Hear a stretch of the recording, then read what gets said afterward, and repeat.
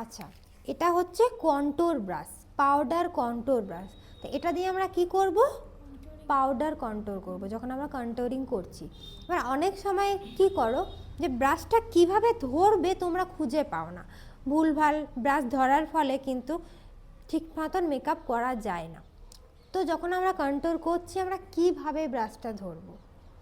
ধরো গালে কন্ট্যুর করছি, তো ব্রাশটা আমরা ধরবো এইভাবে, মানে এই যে বড় অংশটা এটা থাকবে ডান দিকে এবং ওপর দিকে, মানে এইভাবে ব্রাশটা এইভাবে ধরে আমরা কন্ট্যুর করব। এবার ধরো আমরা লেফট সাইডে এদিকে কন্ট্যুর করব, তখন আমরা ব্রাশটা কি করব? এরকম ঘুরিয়ে দেব। ঠিক, তাহলে কীভাবে ধরছি? এইভাবে, এরকমভাবে কন্ট্যুর করব। বুঝতে পারা গেল? যেদিক থেকে আমরা কাজটা করা স্টার্ট করছি সেটা এই পোর্শনটা, মানে এটা ওপর দিকে থাকবে, বড় মতো জায়গাটা এটা ওপর দিকে, আর এটা থাকবে নিচের দিকে। ধরো জ লাইনে কন্ট্যুর করব, তো জ লাইনে যখন আমরা কন্ট্যুর করছি ব্রাশটা এইভাবে ঘুরে যাবে, ডান দিকে জ লাইন কন্ট্যুর করছি এইভাবে।